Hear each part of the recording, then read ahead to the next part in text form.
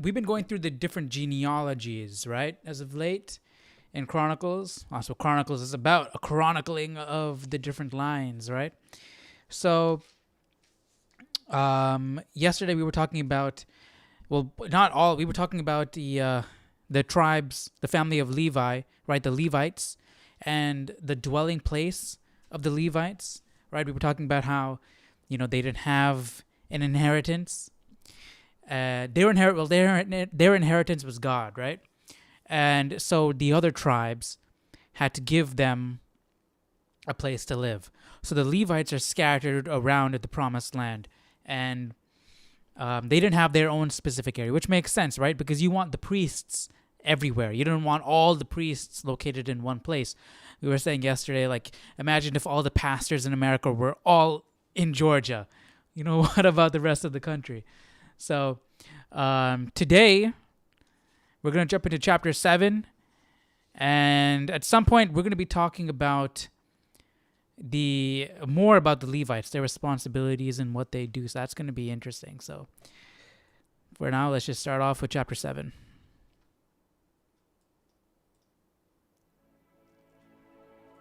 The sons of Issachar were Tola, Pua, Jashub, and Shimron, 4 in all.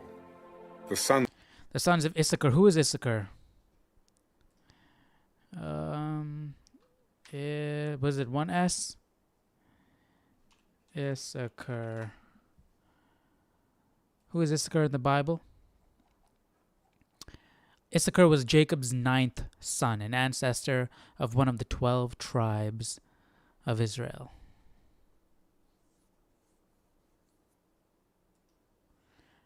Did he get a name change? 12 tribes of Israel.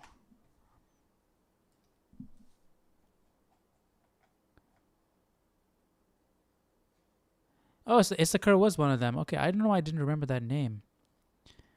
Where is Issachar at? Right here. Right there. Right now, yesterday we were talking about how Simeon, why this tribe was added, right? Why were they doing the genealogy with Judah? Well, this is why, right here. It's in Judah. It's a small tribe within Judah. The sons of Tola were Azai, Rephaiah, Jeriel, Jemai, Jibsam, and Shemuel, heads of their father's house. The sons of Tola were mighty men of valor in their generations. Their number in the days of David was 22,600. The son of Azai was Izrahiah, and the sons of Izrahiah were Michael, Obadiah, Joel, and Ishiah. All 5 of them were chief men. And with them, by their generations, according to their fathers' houses, were 36,000 troops ready for war, for they had many wives and sons. Now their brethren among all the families of Issachar were mighty men of valor, listed by their genealogies, 87,000 in all. The sons of Benjamin were Bela, Becher, and Jediael, 3 in all.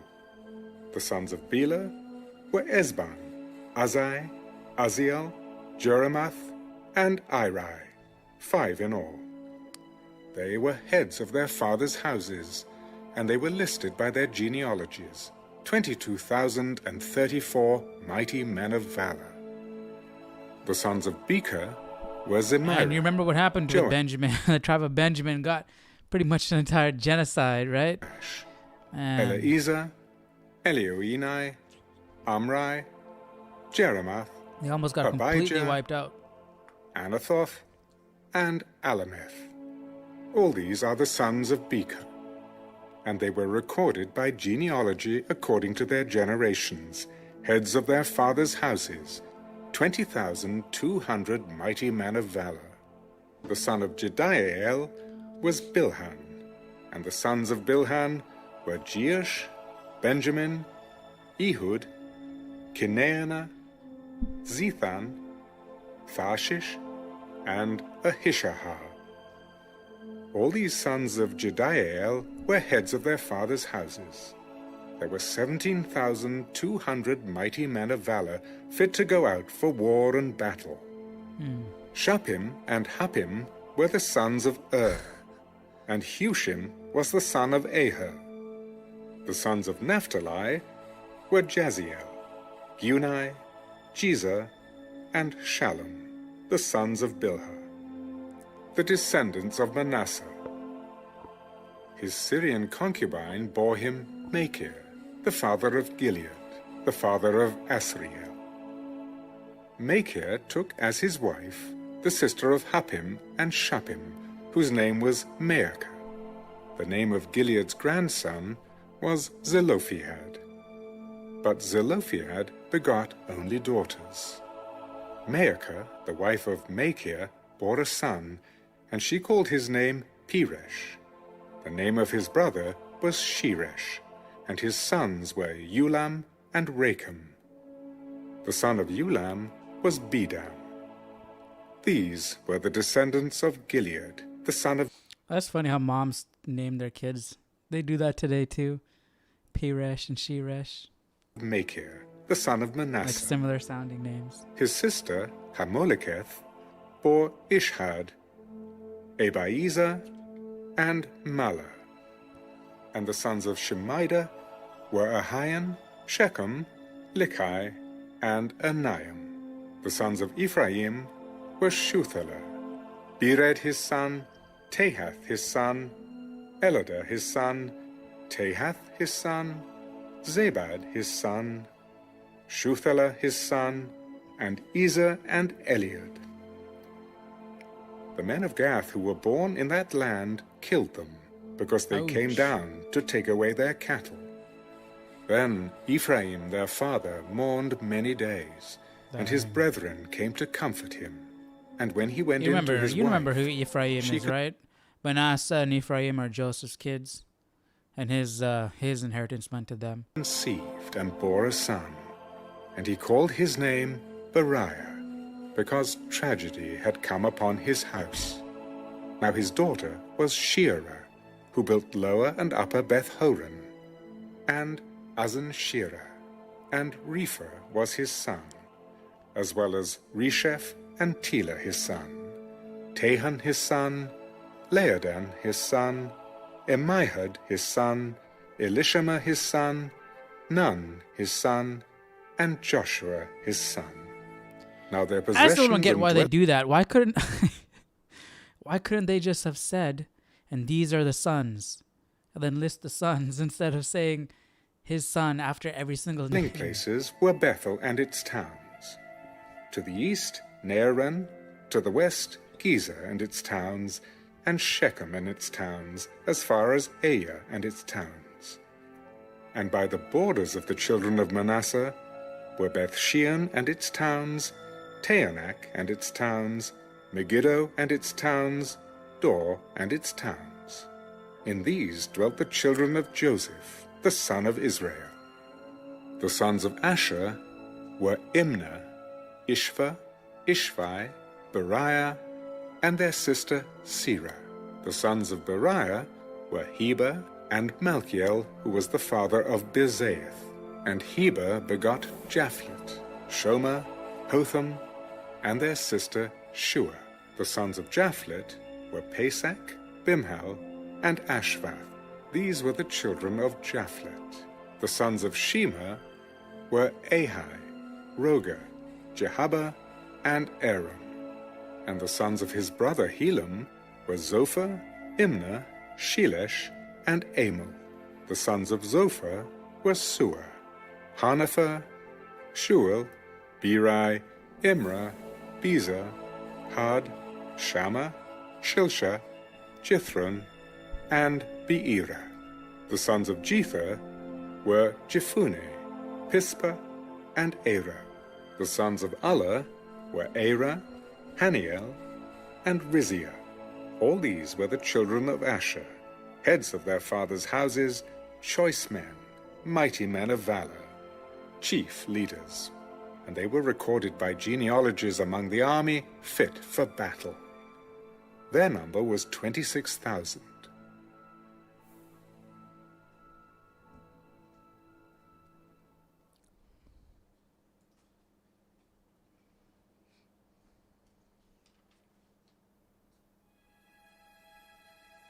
Now Ooh, this will be Benjamin good. begot Bela, his firstborn, Ashbel the second, Ahera the third. This is what I was thinking. Like King Saul was never destined. His line was never destined to continue, right? Because the royal bloodline is of the line of Judah. And Saul was not of the line of Judah. Noah the fourth, and Rapha the fifth. The sons of Bela were Adar, Gera, Abihud, Abishua, Naaman, Ahoah, Gera, Shephufan, and Huram.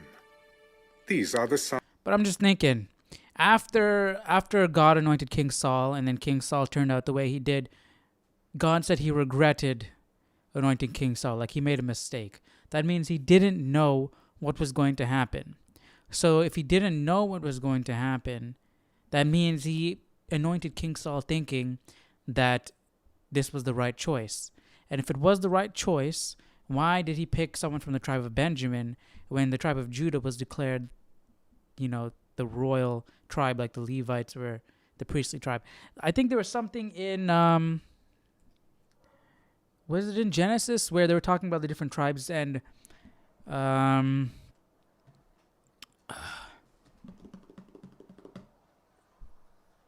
I think Jacob was like blessing the tribes, right? Let's look it up. Jacob blessing sons. Let's continue with the New King James Version, since that's what we've been using. Let's go down to Judah. Judah, your brothers will praise you.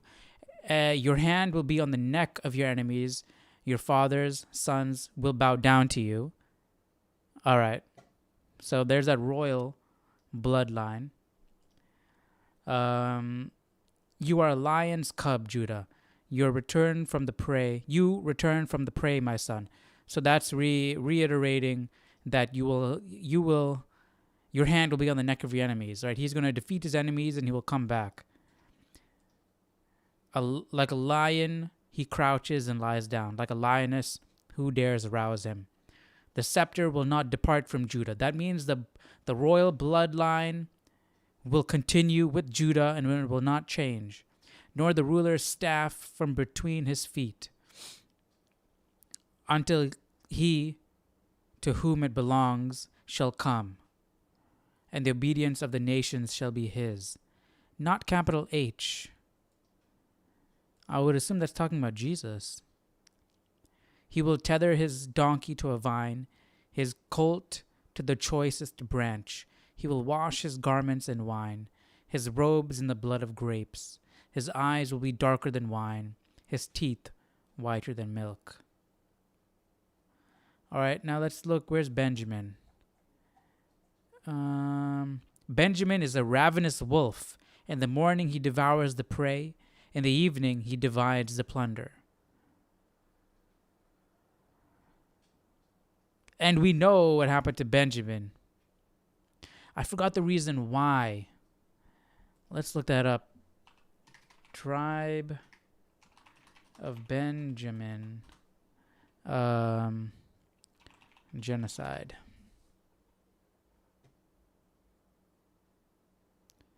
Judges 20, Benjamin genocide. Yep, Israel slaughtered Benjamin. I think it was because it had to do with the, there's some, right here. The Levite brought 11 tribes of Israel to fight under one banner, right? I made a YouTube short about this.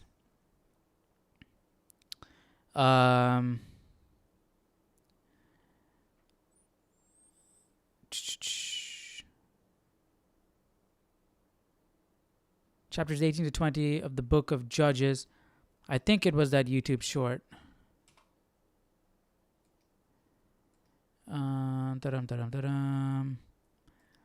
Not you. Videos.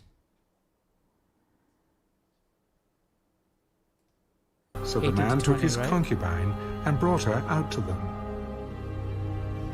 And they knew her and abused her all night until morning. And when the day began to break, Yeah. they let her go. When her master arose in the morning, there was his concubine, fallen at the door of the house, with her hands on the threshold. And he said to her, "Get up, and let us be going." but there was no answer. So the man lifted her onto the donkey. And the man got up and went to his place. When he entered his house, he took a knife, laid hold of his concubine, and divided her into 12 pieces, limb by limb, and sent her throughout all the territory of Israel. Why? Why? Well, if you want to know why, it's because well, you can watch the full video on that. But the main point I wanted to focus on here was that she was divided into 12 and sent out to the rest of the tribes, right? It's what we think the reason why he did that is like a call to action. He mustered all the different tribes to come up against the tribe of Benjamin, right? Before doing that to her. So, I mean, it was not. See, that's the thing. It's not entirely the tribe of Benjamin's fault. It's just a few individuals that were doing that, and so. But anyways, that's why the genocide of Benjamin occurred, and where is the? Was that? Right. So Benjamin is a ravenous wolf. In the morning he devours the prey, and in the evening he divides the plunder. I don't know what else Benjamin did. I do not remember. But going back to what we were talking about here, why would God anoint someone from the tribe of Benjamin to be king, knowing this? Well, remember, this is not God talking. This is Jacob talking. But Jacob revealed to God God revealed to Jacob certain things, which is why he said what he said. How would Jacob know that the tribe of Judah, will be destined to be the rulers? Right? That his brothers will bow down to him? I don't know. Let me know what you guys think. Why did God anoint King Saul to be king if he knew that it was the tribe of Judah that should have been king? And then he changed and then after King Saul turned out to be not so great, he anointed King David. Let me know. Let me know what you guys think. That's an interesting question. And Huram. These are the sons of Ehud, who were the heads of the fathers' houses of the inhabitants of Geba, and who forced them to move to Manahath. Naaman, Ahijah, and Gera, who forced them to move. He begot Uzzah, and Ahihud. Also Shearaim had children in the country of Moab, after he had sent away Hushim and Beerah his wives. By Hodesh his wife he begot Jobab, Zibiah, Misha, Malcolm, Jeuz, Sakiah, and Murmur. These were his sons, heads of their fathers' houses. And by Hushim he begot Abitub and Elpaal. The sons of Elpaal were Eber, Misham, and Shemed, who built Ono and Lod with its towns, and Beriah and Shema, who were heads of their fathers' houses of the inhabitants of Ajalon, who drove out the inhabitants of Gath. Ahio, Shashak, Jeremoth, Zebadiah, Arad, Eder, Michael, Ispa, and Joha were the sons of Beriah. Zebadiah, Mishullam, Hizkai, Heber, Ishmerai, Jizliah, and Jobab were the sons of Elpaal. Jachim, Zichri, Zabdi, Elienai, Zelathai, Eliel, Adiah, Bariah, and Shimrath were the sons of Shimei. Ishpan, Eber, Eliel, Abdan, Zichri, Hanan, Hananiah, Elam, Anthothijah, Ifdiah, and Pinuel were the sons of Shashak. Shamsherai, Shehariah, Athaliah, Jerishiah, Elijah, and Zichri were the sons of Jeroham. These were the heads of the fathers' houses by their generations, chief men. These dwelt in Jerusalem. Now the father of Gibeon, whose wife's name was Maacah, dwelt at Gibeon, and his firstborn son was Abdon. Then Zer, Kish, Baal, Nadab, Gedor, Ahio, Zekah, and Miklath, who begot Shimeah. They also dwelt alongside their relatives in Jerusalem with their brethren. Ner begot Kish. Kish begot Saul, and Saul begot Jonathan, Malchishua, Abinadab, and Eshbaal. The son of Jonathan was Merib-Baal, and Merib-Baal begot Micah. The sons of Micah were Pithon, Melech, Teriah, and Ahaz. And Ahaz begot Jehoiada. Jehoiada begot Alameth, Asmaveth, and Zimri. And Zimri begot Moza.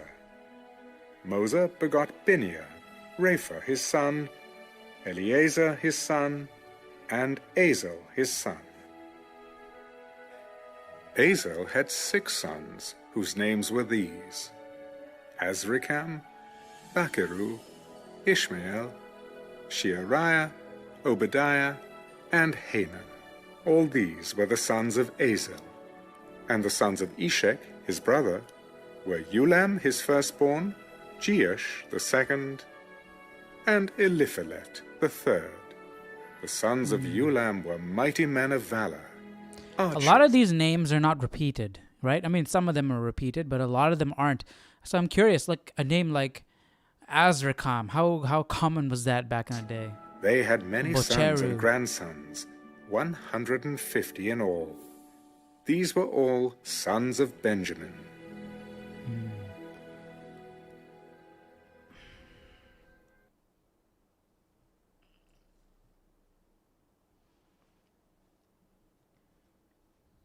This is where things is going to get interesting. So all Israel was recorded by genealogies, and indeed they were inscribed in the book of the kings of Israel.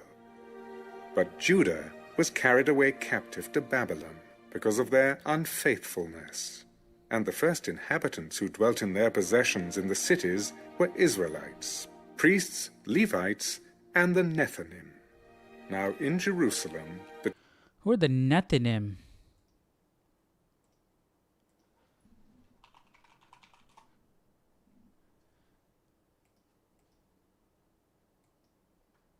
Servants of the priests and Levites in the menial services about the tabernacle and temple.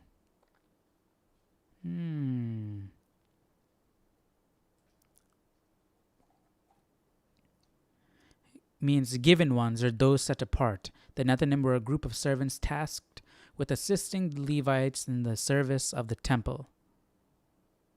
They did menial work required in temple operations such as wood cutting, water carrying.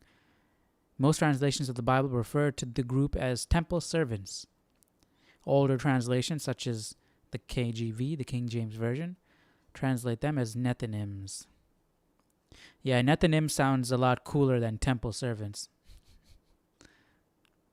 The children of Judah dwelt, and some of the children of Benjamin, and of the children of Ephraim and Manasseh, Uthai, the son of Ammihud, the son of Amri, the son of Imri, the son of Bani, of the descendants of Perez, the son of Judah.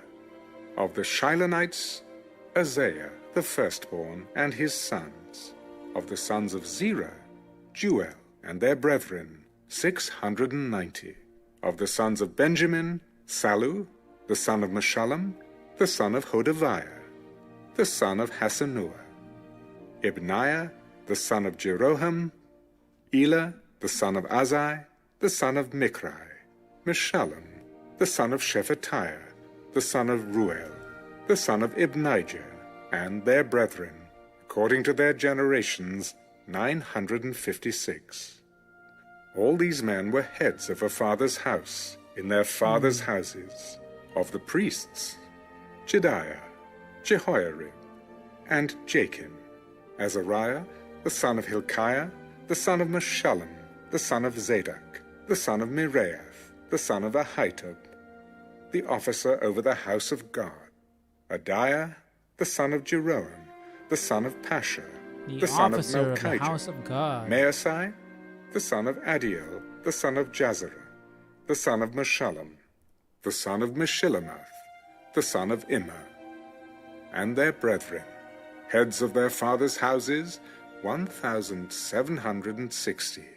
They were very able men for the work of the service of the house of God. Of the Levites, Shemaiah, the son of Hashub. Okay, so not all Levites were priests. Because we have the priests at Jerusalem and the Levites at Jerusalem. So of the priests, there were 1,760. The son of Azrikam, the son of Hashabiah.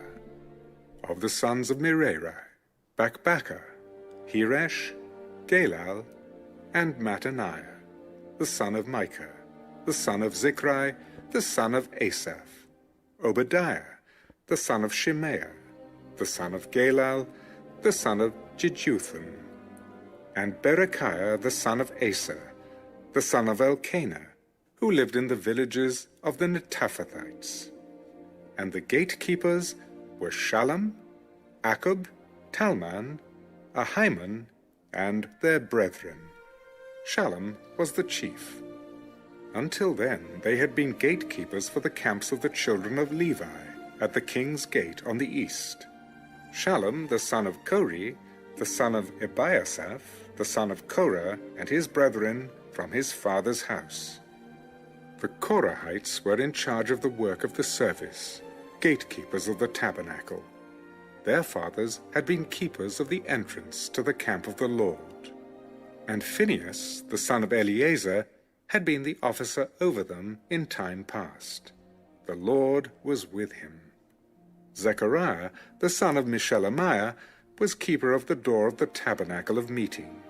All those chosen as gatekeepers were 212. They were recorded by their genealogy. I didn't know that. Like, I understand this, right? They were in charge of this, in charge of the work of the service, gatekeepers of the tabernacle. Their fathers had been keepers of the entrance to the camp of the Lord. So I didn't know that Levites were just the entrance to the camp of the Lord, not just the tabernacle, right? So I mean that's cool, I guess, right? Because you're a godly nation. And so you put godly people out at the entrance. In their villages. David and Samuel the seer had appointed them. Or gatekeepers for the camps of the children of Levi at the king's gate on the east. Yeah, their fathers had been keepers of the entrance to the camp of the Lord. Okay, so not just Jerusalem, I'm guessing. I doubt my Bible would say anything about this.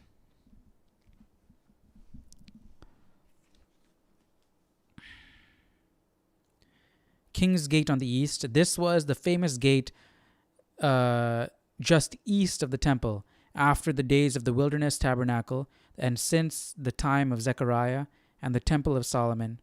The Korathites had been responsible for keeping the gates and attending to the place of worship.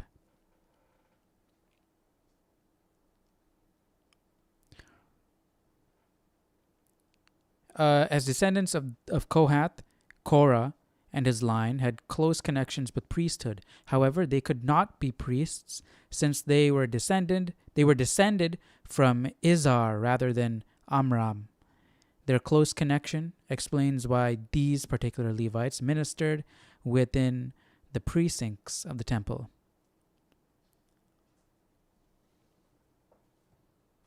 To their trusted office.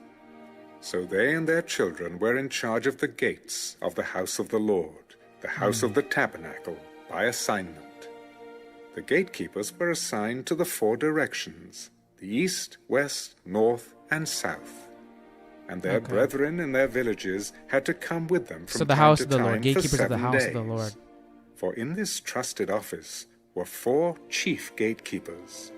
They were Levites, and they had charge over the chambers and treasuries of the house of God. And they lodged all around the house of God, because they... But this is interesting. David and Samuel the seer had appointed them to their trusted office. So this was before the temple was built. So that's why it says the camp of the Lord, right?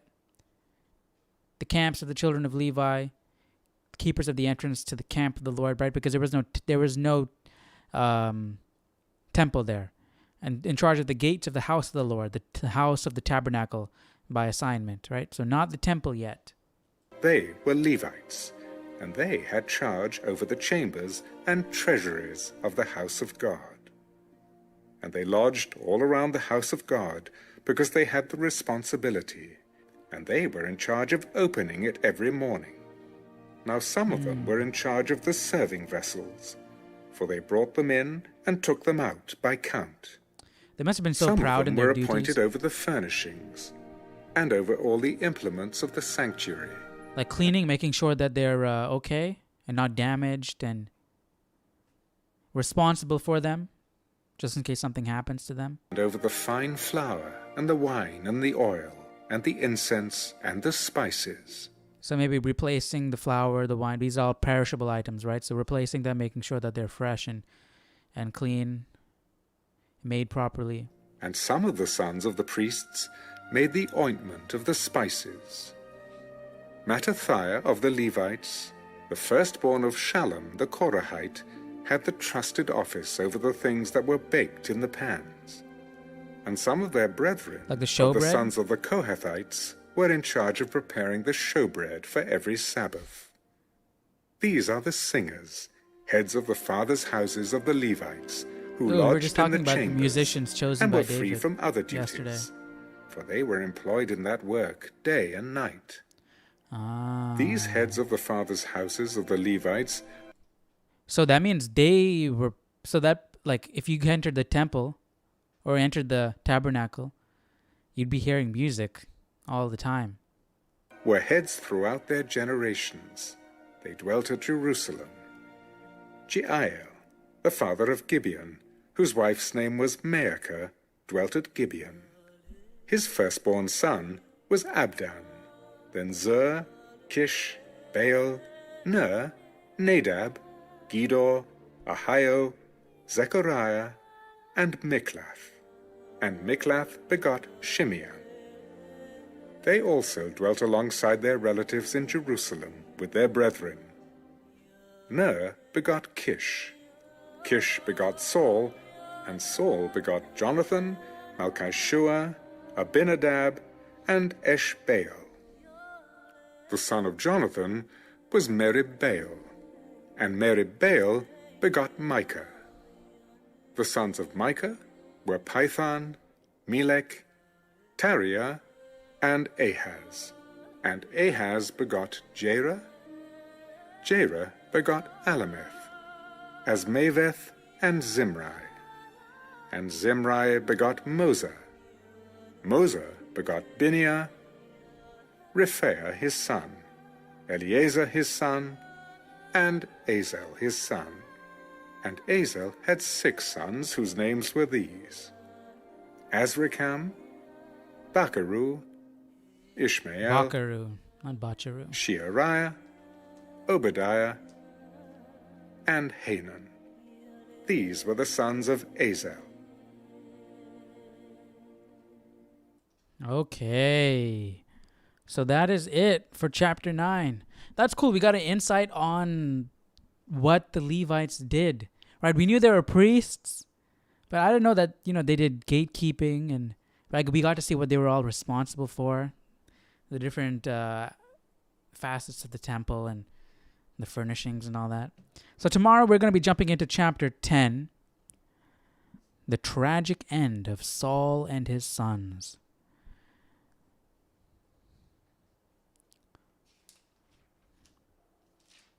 And then David is installed as king, right? So we're going to see that. Hope you guys enjoyed today's reading. Let me see. Just see what else. So it looks like we're going to get more of an insight on David also and his men and how he grew his army. So that's going to be cool. So I like this, right? We did this. Joshua did this also. We got a recap of the previous events, and then we got some extra insight. So it looks like that's what we're going to be getting tomorrow. We're getting a slight recap of the events, right? The fall of Saul and his family and his line, and the rise of David and his line. And it looks like we'll probably get more insight onto what happened in those times. So I hope you guys enjoyed today's reading. I'll see you guys tomorrow for I'll see you guys tomorrow for chapter 10. And hope you guys have a great rest of your day. Take care. Bye-bye.